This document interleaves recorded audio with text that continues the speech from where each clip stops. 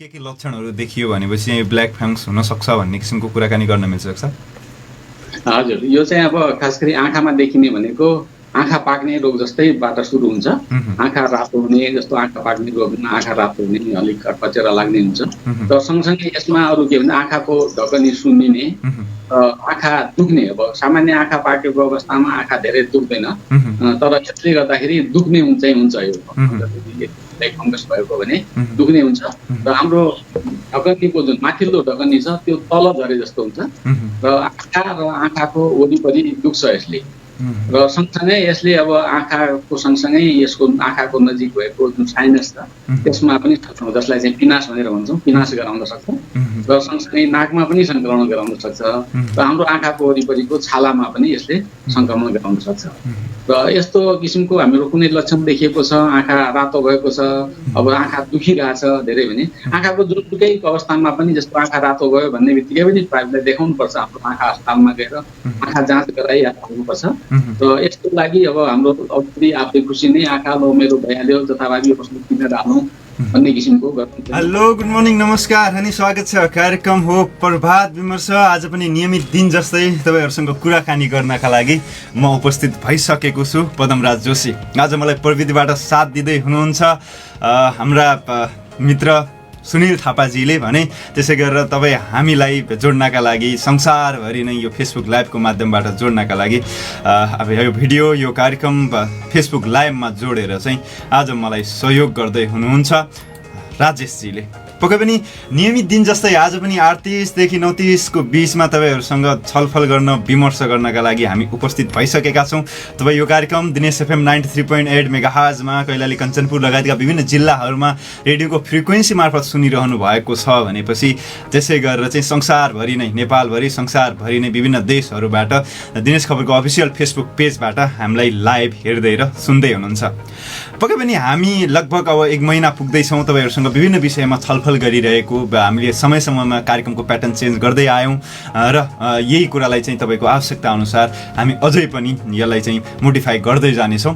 पक्कै पनि तपाईँहरूको सुझाव सल्लाहको एक किसिमको अपेक्षा राखेर आजको कार्यक्रमलाई पनि म अगाडि बढाउन चाहन्छु। आजको कार्यक्रम अगाडि बढाउनु पर्दाखेरिमा आज हामी के विषयमा चाहिँ कुराकानी गर्छौँ त? सबैभन्दा पहिला यो तपाईँलाई म जानकारी गराउँछु। आजको दिनमा हामी दिन विशेषको बारेमा कुराकानी गर्नेछौँ। आज कुनै पनि त्यस्तो किसिमको दिवसहरू परेको त छैन, तर पनि विश्वमा आजको दिन अर्थात् मे 28 का दिन घटेका विभिन्न घटनाहरू तपाईँहरूसँग राखेर म आजको दिन विशेष मनाउने छु। तपाईँलाई विभिन्न जानकारीमूलक तथ्यहरू दिएर त्यसै गरेर चाहिँ आज स्वास्थ्यको विषयमा कुराकानी गर्नेछौँ।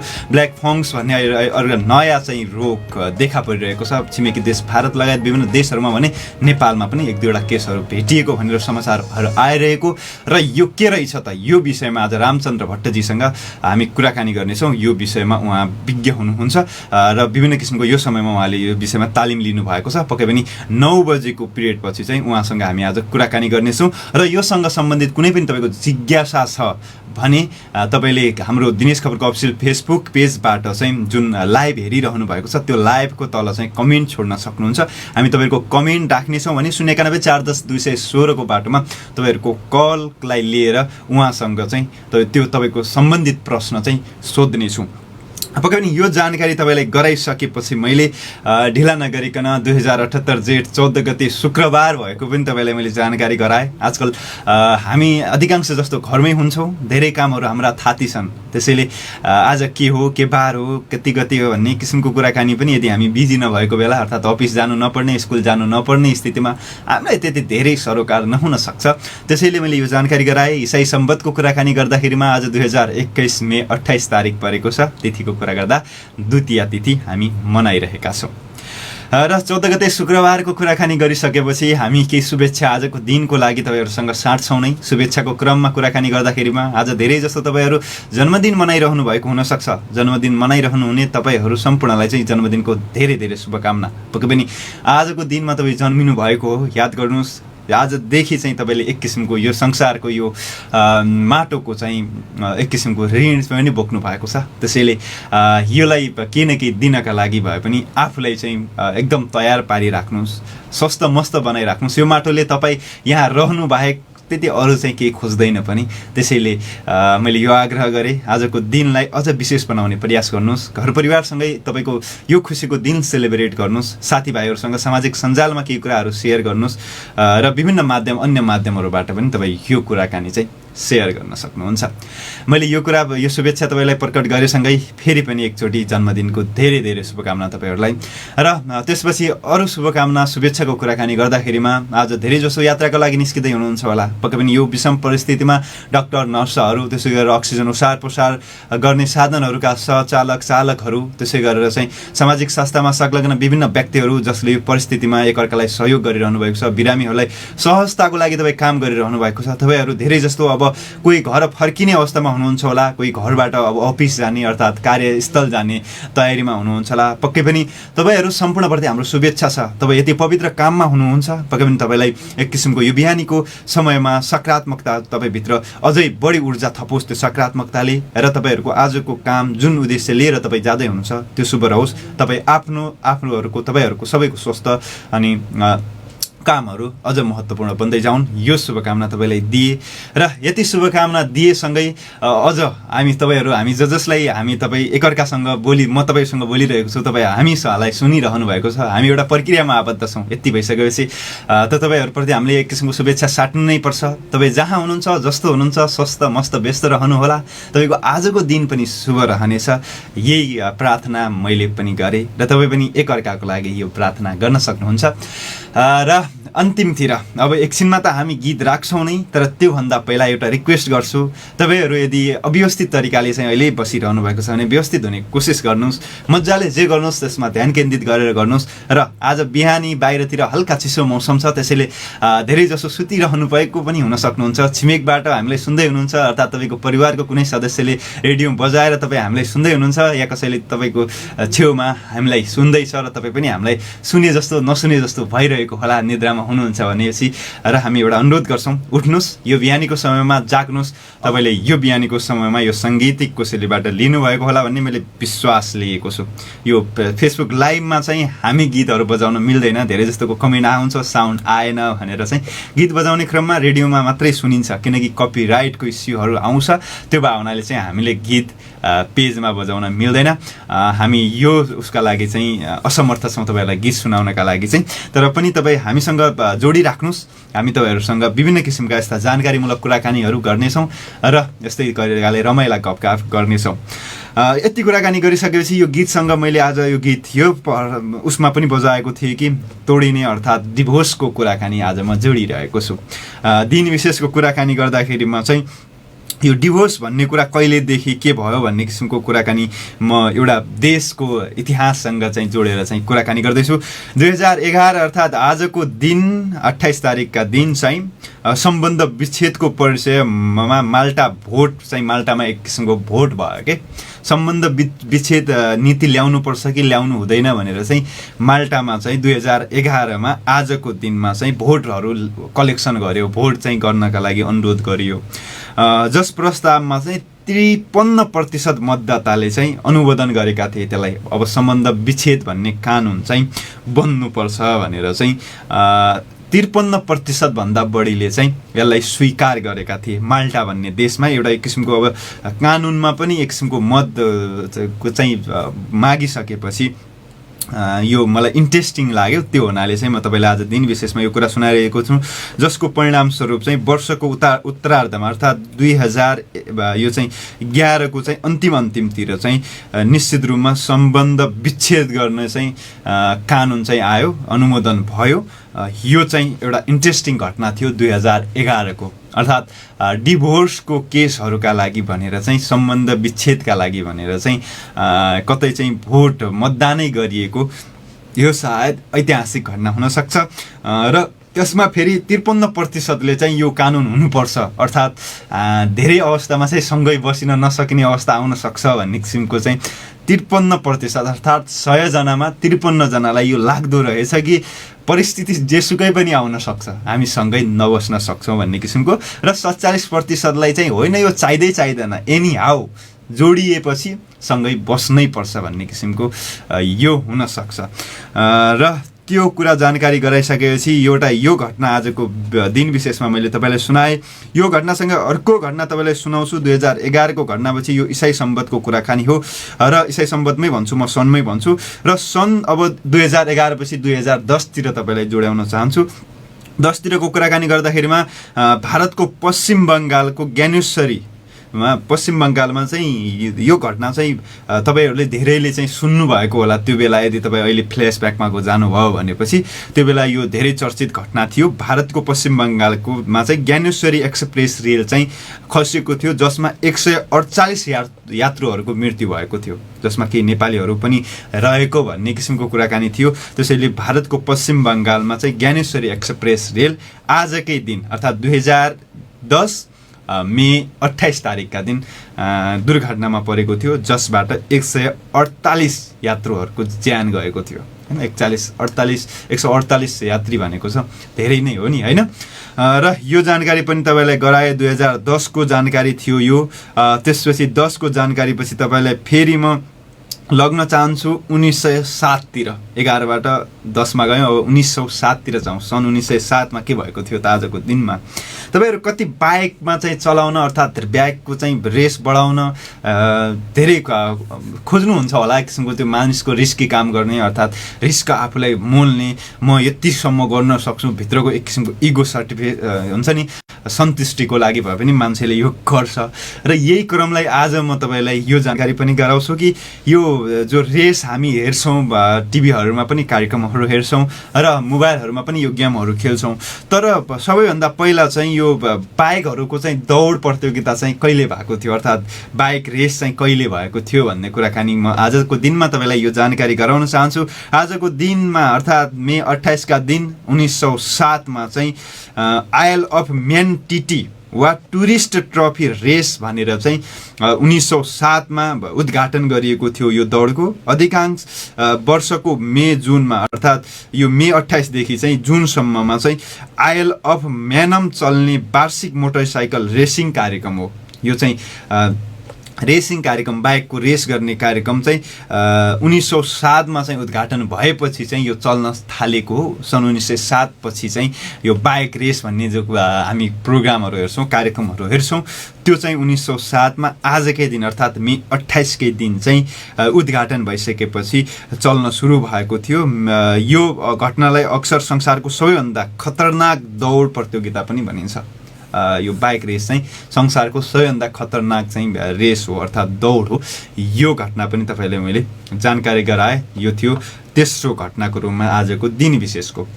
कस्तो लागिरहेको छ? पक्कै पनि यदि बाइकसँग इन्ट्रेस्टेड हुनुहुन्छ अर्थात् बाइक चलाउनुमा धेरै चासो राख्नुहुन्छ, मन लाग्छ एक किसिमको चाहिँ होइन, म पनि हल्का फास्ट चलाउँथेँ भन्ने किसिमको हुन्छ, त्यही पनि यो बजार सहर बजारहरूमा चलाउने होइन, यो प्रोफेसनल रूपमा चाहिँ भइसकेपछि त्यसपछि चलाउने हो।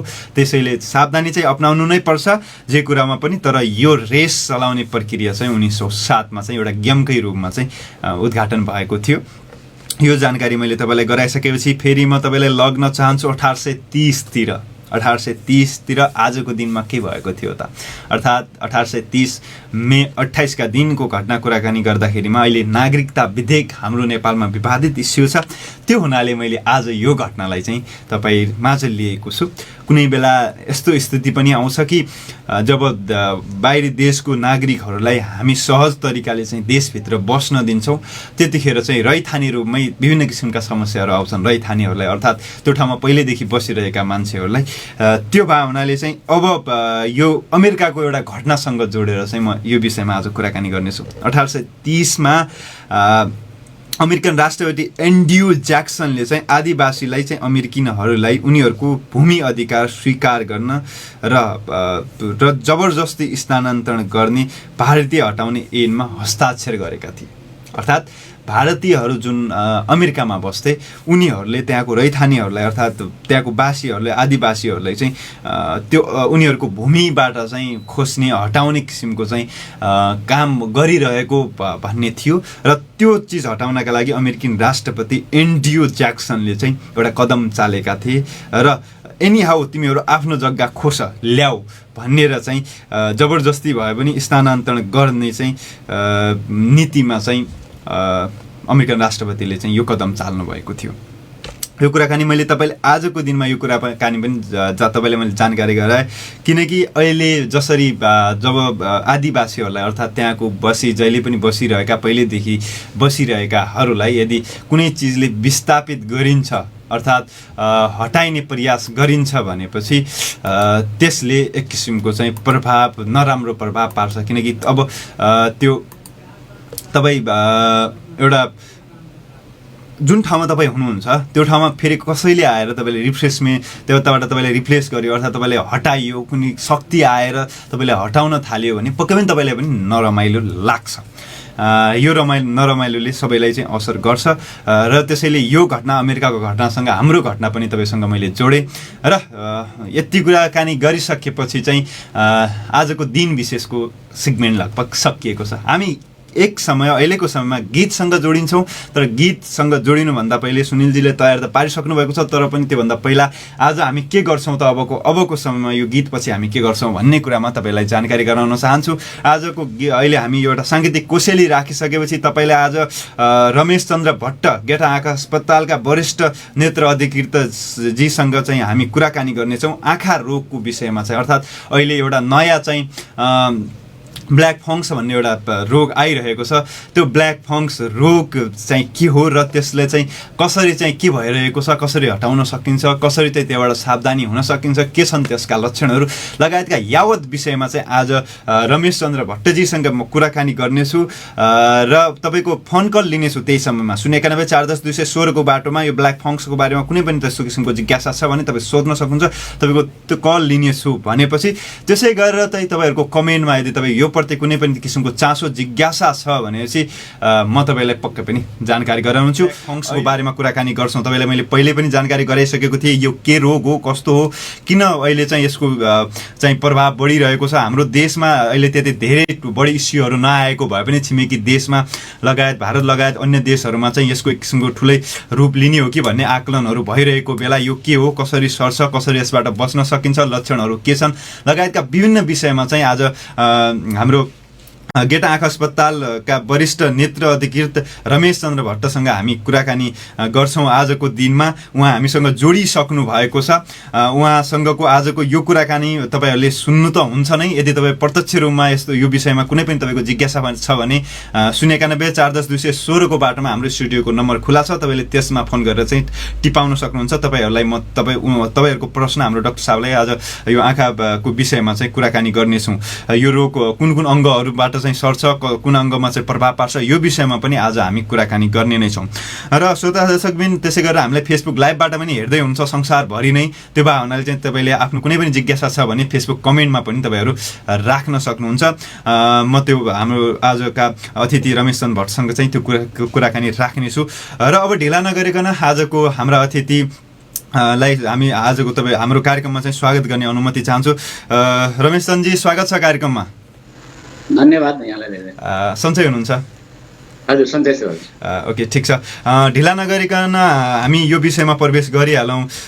रमेशजी अहिले यो ब्ल्याक फङ्क्स भनेर चाहिँ यो धेरैको लागि नयाँ नाम पनि हुनसक्छ। अब तपाईँहरूको त यो क्षेत्रतिर काम गरिरहनु भएको छ, त्यसैले तपाईँहरूलाई त यो विषयमा पहिलेदेखि एक किसिमको चाहिँ नलेज ज्ञान त हुने नै भयो। त्यो भए हुनाले चाहिँ सबैभन्दा पहिला यो ब्ल्याक फङ्क्स भने के हो यो विषयबाट सुरुवात गरौँ डाक्टर साहब। हजुर धन्यवाद। यो ब्ल्याक फङ्गस भनेको अब नयाँ रोग चाहिँ होइन, यो पुरानै रोग हो, पहिलेदेखि नै थियो र अहिले चाहिँ नयाँ चर्चामा यो कोभिड-19 को कारणले संक्रमण भयो हाम्रो छिमेकी राष्ट्र भारतमा र नेपालमा पनि धेरै मान्छे संक्रमित हुनुभयो र त्यसले गर्दाखेरि त्यसको उपचारको लागि जुन यसबाट निमोनिया भयो, निमोनिया गराउनको लागि कर्टिकोस्टेरोइड ग्रुपको औषधि भन्छ, डेक्सोना, ट्रिमोथोन जस्ता औषधिहरू त्यो चाहिँ अत्यधिक मात्रामा प्रयोग भयो। यो प्रयोग गर्दाखेरि के हुन गयो भने यसले मान्छेको शरीरको रोगसँग लड्ने क्षमता, प्रतिरोधात्मक क्षमता भनेर भनिन्छ, यो प्रतिरोधात्मक क्षमता कमजोर हुन गयो र यो प्रतिरोधात्मक कमजोर भएको अवस्थामा नै यो संक्रमण हुने हो र यसको चाहिँ हाम्रो वातावरणमा पहिलेदेखि नै हुन्छ र यो खास गरी झारपातमा, कुहिएको काठमा अनि मलमा, माटोमा यो चाहिँ एउटा फङ्गस हो, एउटा ढुसी हो एक किसिमको, जसलाई जो चाहिँ माइकोरमाइकोसिस भन्ने एउटा ढुसी हो र यसले गराउने रोगलाई चाहिँ म्युकोरमाइकोसिस भनेर भनिन्छ, अर्थात् यसलाई कालो हुनाले त्यसले चाहिँ ब्ल्याक फङ्गस भनेर भनिएको हो र यसले अब हाम्रो शरीरको भागहरूमा सङ्क्रमण गराउँछ, जस्तो आँखा, छालामा भयो, खोपमा भयो, नाकको साइनस भयो, यसमा चाहिँ यसले सङ्क्रमण गराउँछ। पक्कै पनि डाक्टर साहब, यो धेरै कुराकानी त तपाईँले एकैचोटिमा जोडिहाल्नुभयो पक्कै पनि। अनि डाक्टर साहब, यो पहिल्यैदेखि हाम्रो प्रकृतिमा हुने अर्थात् हामीसँगै यो हुने तर चाहिँ अहिले उब्जिरहेको भन्ने मात्रै हो यो रोग। तर यो कति रिस्कीको हिसाबले चाहिँ अहिलेको जुन परिस्थितिमा चाहिँ अब मैले पनि हिजो अस्तितिर यसो खोजिरहेको थिएँ, अब यो के रहेछ कस्तो रहेछ भने लागिसकेपछि चाहिँ डेथ रेट चाहिँ यसको बढी नै 40-50% वरिपरि रहेको भन्ने किसिमको भयावह स्थिति हुने हो कि भन्ने मलाई आफूलाई चाहिँ यो लागेर चाहिँ आजको यो विषयमा चाहिँ कुराकानी पनि गर्न खोजेको थिएँ मैले। यो सबैभन्दा पहिला यो विषयमा त अन्तिमतिर कुरा गरौँला। अब यो जे हुने हो त्यो त हुने कुरा त सधैँ छन्, तर अब बच्ने कसरी भन्ने कुरासँग हामीले बढी केन्द्रित हुने पर्ने भावनाले चाहिँ सबैभन्दा पहिला यो सर्छ चाहिँ कसरी, जस्तो यो सरुवा रोग हो भनेपछि यो सर्छ या सरुवा होइन, यो विषयमा चाहिँ पनि प्रश्न पार्दै हुन्छ रमेशजी। यो चाहिँ अब एकजनाबाट अर्कोमा चाहिँ सर्दैन, यो चाहिँ वातावरणमा भएको फङ्गसले आक्रमण गर्ने हो। जुन मान्छेको शरीरमा आफ्नो रोगसँग लड्ने क्षमता कमजोर भयो त्यो मानिसमा यो रोग लाग्छ। र यो चाहिँ मैले अघि नै भने वातावरणमा नै हुन्छ, झारपातमा कुहिएको माटोमा मलमा हुने फङ्गस हो किसिमको, जुन चाहिँ धेरै सङ्क्रमण मान्छेमा गराउने धेरै रेयर नै गराउँछ, सामान्य अवस्थामा यो लाग्दैन। जस्तो हाम्रै आँखाको पनि आँखामा जुन लाग्छ यसको हाम्रो कन्जन्टाइभल सेकमा पनि धुलो माटो हाम्रो दिलको कणसँगै जान सक्छ। तर हाम्रो शरीरको प्रतिरोधात्मक क्षमता सामान्य छ भने यसले असर गर्दैन। जति बेला हाम्रो शरीरको रोगसँग लड्ने क्षमता कमजोर हुन्छ त्यति बेला यसले असर, खास गरी मधुमेह भएका बिमारीहरूमा, र जसले चाहिँ यो अघि पनि भने औषधि लामो समयसम्म औषधि प्रयोग गर्नेमा चाहिँ यो हुने सम्भावना छ। पक्कै पनि डाक्टर साहब, यो मधुमेहका रोगीहरू लगायत दीर्घ रोगीहरू जसको इम्युनिटी पावर चाहिँ कमजोर भइसकेको हुन्छ उहाँहरूलाई चाहिँ बढी रिस्क हुन्छ भन्न मिल्यो। हजुर, यो चाहिँ बढी रिस्क हुन्छ पक्कै पनि। अनि अब यो सर्छ भन्ने कुरा त वातावरणबाट चाहिँ पहिलेदेखि जस्तो ममा हुन्छ यो ब्ल्याक फङ्गस भन्न मिल्यो। हुनसक्छ त्यो हावामा हाम्रो जुन चाहिँ धुलो धुवाका कणहरू उडिरहेछन् त्यसमा हुनसक्छ, अथवा तपाईँले हातले कहीँ छुनुभयो, कुहिएको झारपातमा काठमा छुनुभयो भने हातमा लाग्न सक्छ र त्यो पर्न सक्छ आँखामा सर्न सक्छ। तर जबसम्म मेरो इम्युनिटी पावर कमजोर हुँदैन तबसम्म चाहिँ यसले मलाई प्रभाव पार्न सक्दैन, यसलाई असर पार्दैन, रहिरहन्छ, सकिन्छ, जान्छ। एक हिसाबले सामान्य, तर एट्याक गरिहाल्यो अर्थात् इम्युन पावर कमजोर बनाइसक्यो भनेपछि चाहिँ गाह्रो विषय अनि चाहिँ यो घातक हुन्छ, मान्छेको लाइफ थ्रेटिङ कुरा हुन्छ। हस् डाक्टर साहब, अनि यो कुराकानी भएपछि हामी अब यसको सर्ने विषयमा त कुराकानी गऱ्यौँ र धेरैमा हुन्छ पनि, तर यसले चाहिँ व्यक्तिले व्यक्तिमा चाहिँ सार्न सक्दैन, तर वातावरणमा चाहिँ हुन्छ र सर्छ यो इजी सजिलै भन्ने यो किसिमको कुराकानी भयो। र डाक्टर साहब, अब यो कसरी चाहिँ हाम्रो यो लक्षणहरू चाहिँ यसको चाहिँ यो हो हुनसक्छ भन्ने किसिमको चाहिँ भन्न मिल्छ, जस्तो के लक्षणहरू देखियो भनेपछि चाहिँ ब्ल्याक फङ्गस हुनसक्छ भन्ने किसिमको कुराकानी गर्न मिल्छ डाक्टर साहब। हजुर, यो चाहिँ अब खास गरी आँखामा देखिने भनेको आँखा पाक्ने रोग जस्तैबाट सुरु हुन्छ। आँखा रातो हुने, जस्तो आँखा पाक्ने रोग आँखा रातो हुने, अलिक कचेरा लाग्ने हुन्छ। र सँगसँगै यसमा अरू के भने आँखाको ढकनी सुन्निने, आँखा दुख्ने। अब सामान्य आँखा पाकेको अवस्थामा आँखा धेरै दुख्दैन, तर यसले गर्दाखेरि दुख्ने हुन्छ यो फङ्गस भएको भने दुख्ने हुन्छ। र हाम्रो ढकनीको जुन माथिल्लो ढकनी छ त्यो तल झरे जस्तो हुन्छ, र आँखा र आँखाको वरिपरि दुख्छ यसले। र सँगसँगै यसले अब आँखाको सँगसँगै यसको आँखाको नजिक भएको जुन साइनस छ त्यसमा पनि जसलाई चाहिँ पिनास भनेर भन्छौँ, पिनास गराउन सक्छ। र सँगसँगै नाकमा पनि सङ्क्रमण गराउन सक्छ, र हाम्रो आँखाको वरिपरिको छालामा पनि यसले सङ्क्रमण गराउन सक्छ। र यस्तो किसिमको हाम्रो कुनै लक्षण देखिएको छ, आँखा रातो भएको छ, अब आँखा दुखिरहेछ धेरै भने आँखाको जुनसुकै अवस्थामा पनि, जस्तो आँखा रातो भयो भन्ने बित्तिकै पनि प्रायः देखाउनुपर्छ, हाम्रो आँखा अस्पतालमा गएर आँखा जाँच गराइहाल्नुपर्छ। र यसको लागि अब हाम्रो औषधि आफै खुसी नै आँखा मेरो भइहाल्यो जथाभावी औषधि किनेर हाल्नु भन्ने किसिमको गर्नु हुँदैन। र आँखामै पनि प्रयोग हुने स्टेरोइड ग्रुपका आँखामा पनि हाल्ने औषधिहरू छन्, त्यो औषधिहरू पनि बजारबाट किनेर हामीले जथाभावी हाल्ने गरिराख्यो भने आँखाकै सेकमा पनि हाम्रो रोगसँग लड्ने क्षमता त्यहाँ कमजोर भइरहेको हुन्छ, र त्यो कमजोर भएको बेला यसले चाहिँ आक्रमण गर्न सक्छ। त्यसैले हामीले आँखामा औषधि प्रयोग गरेर खाने औषधि मात्रै नभइकन आँखामा प्रयोग हुने औषधिको विषयमा पनि सचेत भएर आँखाका अस्पतालमा अथवा आँखाको प्राविधिकलाई देखाएर मात्रै आँखाको प्रयोग गर्न अनुरोध गर्छु। पक्कै पनि लक्षण देखिने बित्तिकै एउटा सामान्य तौरले नलिने भन्ने किसिमको हाम्रो श्रोता दर्शकहरूलाई हामी अनुरोध गरिरहेका छौँ। डक्टरहरूलाई देखाएपछि मात्रै चाहिँ औषधिहरूको प्रयोग गर्नुपर्छ भन्ने किसिमको कुराकानी अहिले हामी रमेशजीसँग कुराकानी गरिरहेका छौँ। अनि अघि तपाईँले एक किसिमको चाहिँ कुराकानी बताइसक्नुभयो, जस्तो दीर्घ रोगीहरूलाई बढी समस्या हुन्छ भनेर। अनि यो उमेरहरूसँग जस्तो के त्यस्तो सम्बन्ध हुन्छ यसको उमेरहरू, अनि त्यसपछि चाहिँ यो भौगोलिक वातावरणसँग, अनि त्यसपछि चाहिँ अन्य किसिमका के सावधानीहरू अपनाउन मिल्ने नमिल्ने किसिमका वातावरणहरू पनि धेरै हुन्छन् नि त। त्यो भए हुनाले चाहिँ यो केसँग, यो भौगोलिक वातावरणसँग उमेरसँग चाहिँ यो कस्तो किसिमको सम्बन्धित छ यो ब्ल्याक फङ्गस चाहिँ? हजुर, उमेरसँग यसै जोडिएको छ कि मधुमेहका बिमारीहरू खास गरी 40 वर्षभन्दा माथिका उमेर समूहमा मधुमेहको पनि रोग हुने हुनाले उहाँहरूले यदि मधुमेहका कोही बिमारी हुनुहुन्छ भने उहाँले मधुमेह नियन्त्रणमा राख्ने औषधि प्रयोग नियमित प्रयोग गरेर सुगरको लेभल चाहिँ नर्मल अवस्थामा राखिराख्यो भने यसको त्यति रिस्क हुँदैन र त्यस्ता व्यक्तिलाई चाहिँ बढी जोखिममा हुन्छन्। र जस्तो हामी अब गाई पालन गरेका छौँ, गोबर मलहरूमा यस्तोमा हुने हुनाले त्यति बेला हामीले कुनै कुरा पनि अहिले अब सचेत हुनको लागि हाम्रो हात धुने बानी त बसेको छ, कोरोनाले हामीलाई सिकाएको छ। र सँगसँगै अब हामीले कुनै कुरा पोहोरलाई छुने बित्तिकै सफासँग राम्रोसँग हात साबुन पानीले धुने गऱ्यौँ भने यसले चाहिँ आँखामा पनि सङ्क्रमणबाट जोगाउँछ। र खास गरी उमेर समूह भन्नाले जुन चाहिँ प्रतिरोधात्मक क्षमता कम भयो, जस्तो HIV एड्सहरू भएका व्यक्तिहरू छन्, डायबिटिसका बिमारीहरू छन्, उहाँहरू चाहिँ यो बढी जोखिममा हुनु सक्छन्।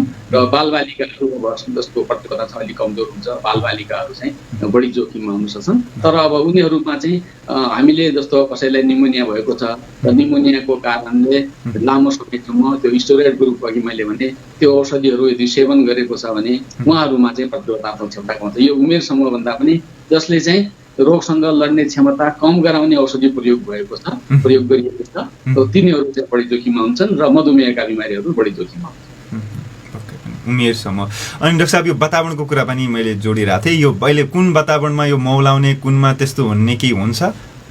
वातावरणमा अब यो ढुसी हो, एक किसिमको फङ्गस भयो हुनाले यो चाहिँ मौलाउने, यस्तो मोइस्चर जस्तो चाहिँ मोइस्चर भएको ठाउँमा, खास गरी बर्सातको समय आउँदैछ, गर्मीको समय आउँछ, जति बेला हाम्रो चाहिँ ह्युमिडिटी बढिरहेको गएको हुन्छ, यो बढी ह्युमिडिटीमा यो चाहिँ यो फङ्गस चाहिँ फस्टाउने चाहिँ यसले अवसर पाउँछ। हामीले चलाउँदाखेरि जस्तो कुहिएका चिजहरू हुन्छन्, त्यो कुहिएका चलाउँदाखेरि पनि हामीले सावधानीपूर्वक गर्नुपर्ने हुन्छ।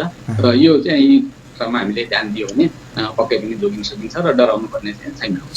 अनि यसको उपचार विधि के पहिलेदेखि कस्तो यो उपचार गर्ने भनेर चाहिँ उपचार विधिहरू बनिसकेका छ, अर्थात् यो अझ रहस्यमय छ कि फिक्स चाहिँ यही गर्न मिल्छ, त्यो बाहिर यो अर्थात् यो ढुसी पसिसकेपछि अर्थात् यो ढुसीले चाहिँ प्रभाव पार्न सुरु गरिसकेपछि यो तरिकाले उपचार गर्ने भनेर कि पहिलेदेखि चाहिँ यो फिक्स छ कि अझै यो पनि आधा आधामै यो प्रयोगी विकल्पकै रूपमा औषधि अर्थात् त्यो प्रयोग गर्ने हुन्छ? उपचार विधि पहिलेदेखि नै बनिसकेको छ। एन्टी फङ्गल चाहिँ यो मर्छ र खास गरी आँखामा अब फङ्गसको इन्फेक्सन भइसक्यो हुनाले अन्य सङ्क्रमण ब्याक्टेरियाले पनि सङ्क्रमण गर्ने हुनाले आँखाको उसमा त एन्टिबायोटिक पनि हामीले सँगसँगै प्रयोग गर्नुपर्ने हुनसक्छ।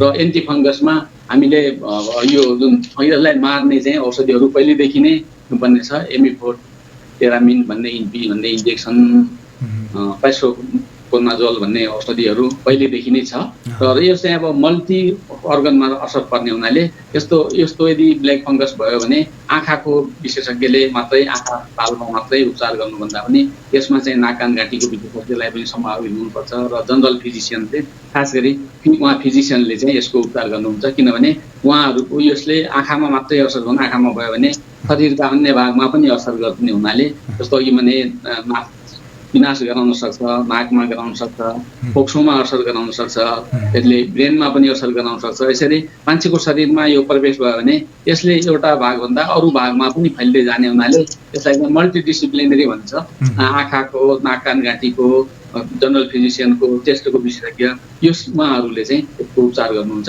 यसको उपचार छ, तर अब त्यति धेरै अघि भन्नुभयो जस्तै मृत्युदर चाहिँ अलिक बढी नै छ। भारतमा पनि 50-60% यसको मृत्युदर छ। र यसमा चाहिँ अब जस्तो जुन भागमा असर गरेको छ, जहाँ चाहिँ यसले सङ्क्रमण गरिसकेको छ, त्यो भाग निकाल्नुपर्ने, डिब्रिजमेन्ट भन्छ, हटाउनुपर्ने। जस्तो छालामा भएको छ भने त्यति भागको छाला हटाएर त्यहाँ अन्तको छाला ल्याएर ग्राफ्ट गर्ने। जस्तो आँखामा नै आँखाको पनि भित्री भागसम्म यदि सङ्क्रमण गइसकेको छ भने अर्को आँखा बचाउनलाई र मान्छेको ज्यान बचाउनको लागि आँखा निकाल्नुपर्ने पनि अवस्था आउँछ। त्यसैले चाहिँ अब भइसकेपछि अलि सचेत हुनुपर्ने जरुरी छ, तर अगाडि नै डराउनु पर्ने चाहिँ छैन। हस् साहब, सायद हाम्रो फोन कल आएको छ। हामी उहाँ केही प्रश्न केही जिज्ञासा छ सायद त्यो राख्छौँ, त्यसपछि अरू विषयहरू पनि छ हामी कुरा गर्छौँ। डाक्टर साहब, म उहाँलाई स्वागत गर्छु। नमस्कार, स्वागत छ कार्यक्रममा। कहाँबाट को बोल्दै हुनुहुन्छ? सर नमस्ते, म हरिश गोवाला चिन्तन हो सर। हरिशजी, स्वागत छ कार्यक्रममा। अनि केही जिज्ञासा छ? आज हामी यो विषयमा चाहिँ यो ब्ल्याक फङ्क्सको विषयमा चाहिँ कुराकानी गरिरहेका छौँ रमेशचन्द्र भट्टजीसँग। केही त्यस्तो जिज्ञासा छ भने राख्नुहोस्। हजुर हजुर, त्यही त यो एउटा चाहिँ यो वास्तविक कुरो के बारेमा छ सर? अहिले यो आँखाको बारेमा हो कि के मुटुको बारेमा के बारेमा हो सर? मैले खास बुझ्न सकेन सर। यो ब्ल्याक फङ्क्स भन्ने नयाँ रोग आछ। नयाँ रोगको विषयमा हामी कुराकानी गरिरहेका छौँ। त्यो भए हुनाले चाहिँ एकछिन हामी अहिलेको कार्यक्रम पनि अघिको कार्यक्रम पनि सुनिदिनुहोस् र अझ हामी तपाईँको सायद सबै जिज्ञासा मेटाउने प्रयास हामी गरिरहेका छौँ। एकछिन रेडियो सुनिदिनलाई चाहिँ अनुरोध गरेँ। फेरि भोलिको कार्यक्रमहरूमा कुनै अर्को जिज्ञासा छ भने हामी हरिशजी कुराकानी गरौँला। आजलाई चाहिँ हामी बिदा लिउँ है हरिशजी। म अलिकति के कुरो राखौँ विचार थियो। हस्, भोलि पर्सिको कार्यक्रममा हामी राखौँला। पक्कै पनि श्रोता दर्शकबिन यो विषयमा चाहिँ जानकारी राखेर चाहिँ आइदिन म अनुरोध गर्छु। ब्ल्याक फङ्क्सको विषयमा चाहिँ आज हामी कुराकानी गरिरहेका छौँ। योसँग सम्बन्धित कुराकानी मात्रै हामी गर्छौँ र अन्य स्वास्थ्यसँग त्यस्तो क्रिटिकलै विषय हो भनेपछि हामी त्यसलाई पनि उठान गर्ने नै छौँ, टिपोट गर्ने नै छौँ। तर पनि म फेरि डाक्टरसँग जोडिन्छु। यो ब्ल्याक फङ्क्सको विषयमा चाहिँ अब यो मल्टी अर्गनहरूमा चाहिँ एट्याक गर्ने भन्ने कुरा गर्नुभयो डाक्टर साहब। जस्तो यो आँखा भने एउटा मात्रै बढी प्रभाव पार्ने हो या योभन्दा अरूमा चाहिँ छिटो प्रभाव पार्ने हुन्छ? कस्तो हुन्छ? यो केही छ त्यस्तो? हजुर, यसले आँखामा पनि बढी प्रभाव पार्छ, किनभने बाहिर हाम्रो खुला हुने हुनाले वातावरणबाट आँखामा जस्तो छालामा प्रवेश गर्नको लागि यस्तो छाला काटिएको, पोलिएको, घाउ भएको भयो भने छालामा प्रवेश गर्ने हो। अथवा श्वासबाट यदि फोक्सोमा चाहिँ असर गर्न सक्छ यसले। हाम्रो लङ्समा चाहिँ हामीले सास फेर्दाखेरि त्यसमा चाहिँ भित्र प्रवेश गर्यो भने फोक्सोमा असर गर्न सक्छ। र आँखा चाहिँ हाम्रो बाहिर खुला हुने हुनाले बढी असर चाहिँ आँखामा अहिले बढी देखिरहेको हो। र यो चाहिँ फङ्गस भन्ने हो, फङ्क्स नभनिकन फङ्गस भनेर ब्ल्याक फङ्गस भनेर भन्ने हो। त्यसैले तपाईँले पनि सच्याइदिनु फङ्गस भन्ने के मान्छेलाई थाहा भएको कुरा हुन्छ। हजुर हजुर, अहिले यो चाहिँ फङ्गस अरू पनि धेरै किसिमका फङ्गसहरू हुन्छन्, तर त्यो मध्ये एउटा हो। तर रेयर नै हुने हो, मान्छेमा सङ्क्रमण हुने धेरै रेयर नै सङ्क्रमण हो। र अहिलेको समस्या भनेको त्यही इम्युन पावर कमजोर भएको कारणले त्यो चाहिँ सङ्क्रमण बढी। मेरो आर बढी नै साइलेन्ट भइरहेको रहेछ। ओके, ठिक छ। यो त्यसपछि उमेर समूहको पनि कुराकानी गरिसकेपछि यो नाकबाट र आँखाबाट अनि त्यसपछि छालाबाट चाहिँ सर्ने सम्भावना हुन्छ भन्ने किसिमको कुराकानी भयो। अझ यो बाहेक अरू पनि त्यो खानाको विषयमा चाहिँ पनि कुराकानी गरौँ डाक्टर साहब। यो खानाबाट चाहिँ के कस्तो हुन्छ? यसले खानाको कुराबाट चाहिँ सर्ने अनि यसलाई चाहिँ हुने खानपिनले चाहिँ प्रभाव पार्ने केही हुन्छ? खानाबाट यसको अहिलेसम्म सर्ने भनेर केही थाहा भएको छैन र खानपिनमा पनि यसले खासै असर पर्दैन। हाम्रो खानापिना सामान्य किसिमको खानापिना र सँगसँगै हामीले अहिले विशेष ध्यान दिनुपर्ने रोगसँग लड्न सक्ने प्रतिरोधात्मक क्षमता भएको खानेकुराहरू बढी खाइरहेको पर्छ। भिन्न भिटामिनहरू मिनरलहरू भएको कुरा खानाखेरि यदि पोषिलो किसिमको खानेकुरा हामीले प्रयोग गरिराख्यो भने अब दाल भात मात्रै खाने भन्दा पनि अरू किसिमको पोषणयुक्त खानेकुराहरू हामीले खाइराख्यो भने यसले रोगसँग लड्ने क्षमता बढाउँछ र जुन रोगसँग लड्ने क्षमता बढायो भने यो सङ्क्रमण नै हुँदैन। यसैले चाहिँ हामीले डराउनु भन्दा पनि पोषणमा विशेष ध्यान दिनु पर्यो र रोगलाई चाहिँ प्रतिरोधात्मक क्षमता कमजोर हुने किसिमका औषधि प्रयोग गर्नबाट आफूले जथाभावी औषधि प्रयोग गर्नबाट हामीले जो जोगियो भने यसबाट जोगिन सकिन्छ। पक्कै पनि यो ब्ल्याक फङ्गस यो जस्तो केही यो ब्ल्याक फङ्गस जस्तो अरू लक्षण भएको केही योसँग सम्बन्धित रोगहरू पनि छ डाक्टर साहब? केही तपाईँको विषयमा जानकारी भएको थाहा भएको विषय केही छ भने त्यो पनि अनुरोध गरेँ। जस्तो ब्ल्याक फङ्गस जस्तै एउटा व्हाइट फङ्गस पनि हुन्छ अरे भन्ने मैले कता कता हेरेको थिएँ, बुझेको थिएँ। यो कस्तो हुन्छ? यसँग यस्तै यस्तै लक्षण हुने अरू केही रोगहरू पनि हुन्छ? हजुर, अरू फङ्गस सँगसँगै आँखामा हुने रोगहरू अरू जस्तो आँखाको सङ्क्रमण जस्तो भाइरल इन्फेक्सन आँखामा गराउँदाखेरि पनि यो आँखाको ब्ल्याक फङ्गस जस्तै हुन्छ। तर यसमा अब ब्ल्याक फङ्गसमा बढी हुनेको जस्तो अब ब्याक्टेरियाको कारणले भएको आँखाको इन्फेक्सन अथवा भाइरसको कारणले भएको इन्फेक्सन भन्दा यसमा एउटा छुट्याउन सकिने अर्को एउटा कुरा मुख्य कुरा के हो भने आँखाको माथिल्लो ढकनी तल झर्नु र आँखा र आँखाको वरिपरि धेरै जोडले दुख्नु, यो भयो भने हामी ब्लेक फङ्गस हो भन्ने शङ्का गर्न सक्छौँ। र उनीहरू आँखाका रोगहरू, आँखा पाक्ने रोगहरू सबैमा चाहिँ आँखा रातो कुनिने, भिजाउने, कचेरा लाग्ने धेरै आँखा सङ्क्रमणमा हुन्छ। तर यसमा चाहिँ विशेष फरक हुने भनेको आँखा पाक्नु सँगसँगै माथिल्लो ढकनी तल झर्ने र आँखाको चारैतिर बढी दुख्ने, अरू सामान्य आँखा पाक्ने भन्दा दुखाइ बढी हुने भावनाले यसबाट चाहिँ यो हुन्छ। र सँगसँगै यदि नाकमा सङ्क्रमण भएर नाकबाट आउने सिगान कालो किसिमको सिगान हुन सक्छ, त्यसैले चाहिँ हामी ब्लेक फङ्गस भनेर भनेको हो।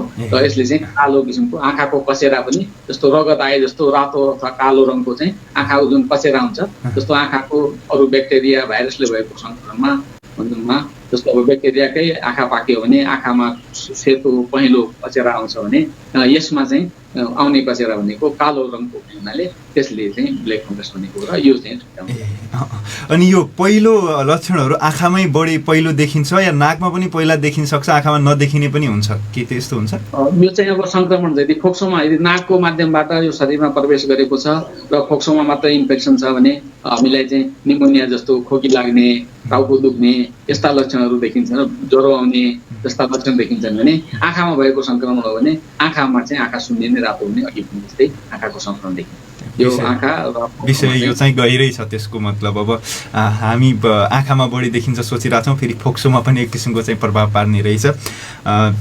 भगवान डाक्टर साहब, अनि यो फोक्सोको विषयमा कुराकानी गर्दाखेरिमा अब फिजिसियनले नै हेर्ने त भयो नै यो भनेपछि यो जस्तो टेस्ट गर्ने सवालमा चाहिँ कस्तो हुन्छ?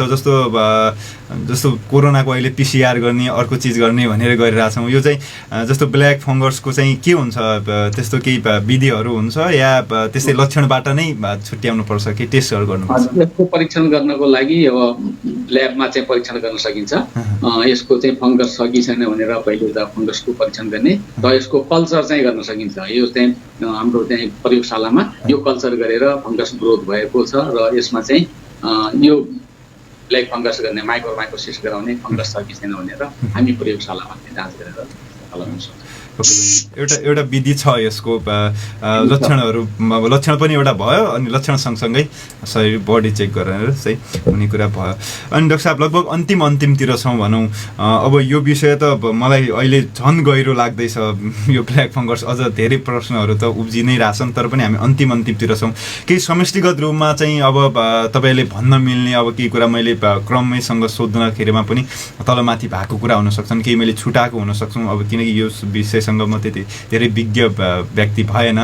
त्यो भए हुनाले चाहिँ केही समष्टिगत रूपमा भन्दाखेरिमा चाहिँ के कुराहरू राख्न मिल्छ डाक्टर साहब त्यो राखौँ, त्यसपछि हामी एउटा तपाईँको व्यक्तिगत कुराकानीमा गरेर चाहिँ फेरि छुट्टिनुपर्छ हामीले।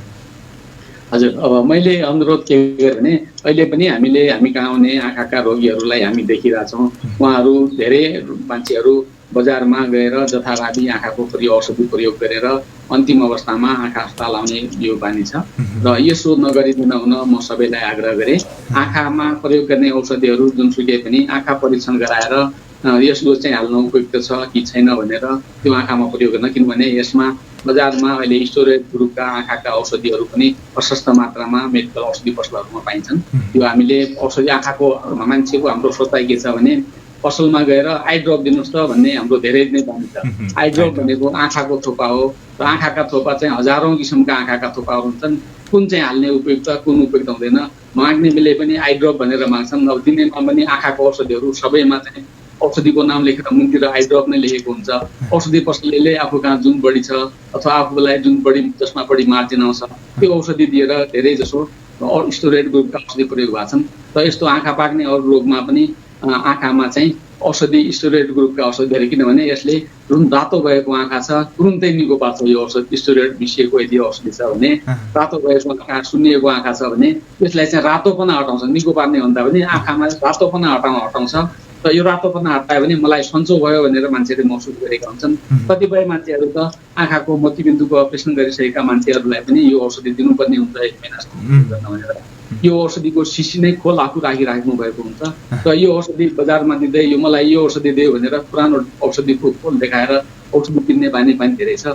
यो नगरिदिन हुन सबैलाई अनुरोध गरेँ, किनभने जस्तो औषधि शल्यक्रिया गरेपछि केही समयको लागि हाल्नको लागि औषधि दिनुपर्ने हुन्छ किनभने इन्फ्लामेसन कम गर्नको लागि। तर यही औषधि चाहिँ बजारमा औषधिको शीशी देखाउँदै यदि सधैँ प्रयोग गरियो भने त्यसले आँखाको भागमा जुन चाहिँ रोगसँग लड्ने क्षमता पनि यसले ह्रास गराइरहेको हुन्छ र यो अवस्थामा आँखामा सङ्क्रमण हुने सम्भावना धेरै हुन्छ। त्यसरी आँखाको प्रयोग पुरा जथाभावी औषधिको प्रयोग गर्नबाट हामीले रोक्नु पर्यो आफूलाई। र सँगसँगै औषधि स्टेरोइड ग्रुपका औषधिहरू पनि बजारमा पनि औषधि पत्लहरूमा पनि खाने औषधिहरू टेब्लेट पनि छालामा आइदर चिलायो त्यही औषधि दिएको छ, हात खुट्टाका जोड्ने देखियो त्यही औषधि दिएको छ। यस्तो अवस्थामा कमसेकम यो नगरिदिनु हुन म सबै औषधि व्यवसायी साथीहरूलाई पनि अनुरोध गर्दछु। र साथसाथै अब आँखामा त्यस्तो केही समस्या देखिन साथ आँखा अस्पतालमा गएर जाँच गरिहालौँ। यो भइ नै रहेछ भने धेरै आँटिनुपर्ने केही छैन। अहिले औषधि त छ तर अब हामीले समयमा नै गर्न सक्यो भने ढिलो गऱ्यो भने धेरै नोक्सान भइसकेको हुनसक्छ। त्यसैले समयमा नै आँखामा अलिक केही शङ्का हुनासाथ आँखा परीक्षण गराइहाल्यो भने समयमै थाहा पायो भने त्यसबाट बचाउन सक्छ। यही अनुरोध। हस् डाक्टर साहब, एउटा अन्तिमतिर यो प्रश्न चाहिँ नसोधिन्न हुने नै भयो सोचेर म सोध्दैछु, छोटोमा चाहिँ आन्सर दिइदिनु होला। अनि यो के छ अहिले सम्बन्धित निकायहरूले चाहिँ जस्तो अहिले यसको चाहिँ प्रभाव जस्तो छिमेकी देश अब भारतमा यो फैलिसकेपछि यहाँ पनि बढी फैलिने चान्सहरू चाहिँ जे रोगको पनि हुने भावनाले चाहिँ के छ सम्बन्धित निकायहरूले तपाईँहरूसँग कोर्डिनेसन गरिरहेको अनि त्यो तरिकाले यसरी गर्न सकिन्छ भन्ने केही त्यस्तो किसिमको तयारीहरू सुरु भएको छ या के छ, यति जानकारी गराइदिनुहोस्। अहिलेसम्म त अब यो रोगको विषयमा अहिले कोर्डिनेसन भएको छैन। नेपालमा झन्डै 2-3वटा केस मात्रै जुलगञ्जतिर नेपालगञ्जसम्म पनि एउटा केस देखिएको छ। र हामी कहाँ सौभाग्यवश अहिलेसम्म यस्तो किसिमको कुनै पनि केसहरू अहिलेसम्म आइसकेको छैन। र अब यस्तोमा चाहिँ हामीले पनि अब सचेत चाहिँ भइराख्नुपर्छ। हुने सम्भावना छ किनभने राष्ट्र भारतमा कोरोनाको सङ्क्रमण धेरै बढी भएर यदि औषधि प्रयोग गरेर त्यहाँ आयो भने यो हामी कहाँ पनि अब भारतकै हाराहारीमा हामीसित पनि कोभिड सङ्क्रमित बिमारीहरू हुनुहुन्छ र त्यही अनुपातमा हामी कहाँ पनि औषधि उपचार औषधि पद्धति त्यही हो, त्यही प्रयोग भइरहेको छ। र अब केही समयमा हुन सक्ने सम्भावना हामी कहाँ छ। र यसैले चाहिँ सम्बन्धित स्वास्थ्य निकायहरू सम्बन्धित संस्थाहरूलाई पनि म सचेत भइदिनको लागि आग्रह गरेँ र हामीले पनि अब हाम्रो सम्बन्धित निकायसँग हामी पनि समन्वय गर्न चाहिँ तयारी गर्छौँ। हस् डाक्टर साहब, यसको लागि तपाईँलाई शुभकामना पनि। यो कदमहरू तपाईँहरूले चालिदिनु भयो भने सबैलाई सहज हुने नै छ। र अन्तिममा तपाईँको केही व्यक्तिगत कुराकानी छ भने 1 मिनटमा त्यो राखौँ, नत्र भने हामी छुट्टी डाक्टर साहब। हजुर, हामी व्यक्तिगत कुरा त अब के राखौँ, अब हामीले अब गेटा आँखा अस्पतालमा अहिले चाहिँ नियमित आँखा उपचार सेवा प्रदान गरिरहेकै छौँ। र यसको सँगसँगै अब आपतकालीन इमर्जेन्सी शल्यक्रिया सेवा पनि अहिले उपलब्ध छ। र यो सेवा बाहेक अहिले चाहिँ अब केही समय ढिलो गरेर गर्न सकिने शल्यक्रियाका सेवाहरू अहिले हामीले चाहिँ रोकेका छौँ। र किनभने अहिले कोभिड सङ्क्रमणको कारणले हामी आफू पनि जोगिनुपर्ने र सबै मान्छेले चाहिँ नागरिकले पनि जोगिनुपर्ने अवस्था भावनाले पछाडि गरेर पनि शल्यक्रिया हुने रोगहरूलाई गर्ने र नगरी नहुने किसिमका शल्यक्रियाहरू अहिले पनि हामीले अहिले रिस्क लिएरै पनि हाम्रा नेतृत्वले गेटा आँखा अस्पतालमा इमर्जेन्सी गर्नुपर्ने सेवा शल्यक्रिया गरिरहनु भएको छ। र आँखा परीक्षण चाहिँ सबै भइरहेछ। हाम्रो गेटा आँखा अस्पताल यस अन्तर्गतका सबै आँखा उपचार हाम्रो 9वटै जिल्लाहरूमा शाखा छ र झन्डै गेटा आँखा अस्पतालको 14वटा शाखा मार्फत हामीले चाहिँ यो 9वटै जिल्लामा चाहिँ सेवा प्रदान गरिरहेका छौँ। आफूलाई पाइपर्ने यस किसिमका समस्या छन् भने आफूलाई पाइपर्ने आँखा उपचार केन्द्रमा गएर सल्लाह सुझाव लिन सक्नुहुन्छ। र यो भने डराउनु पनि पर्ने छ अहिले, किनभने अब भइहाल्यो भने अलिकति जटिल किसिमको सङ्क्रमण हुनाले हामीले चाहिँ सबैले सचेत हुनु आवश्यक।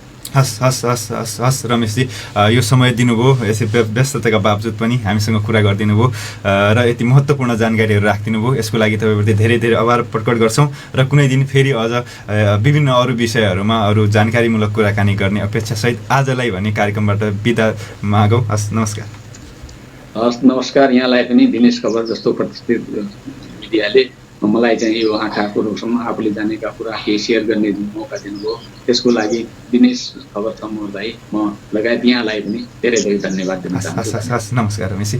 श्रोता दर्शकबिन, आज हामीले एकदम महत्त्वपूर्ण विषयमा कुराकानी गऱ्यौँ। ब्ल्याक फङ्गसको बारेमा चाहिँ कुराकानी गऱ्यौँ।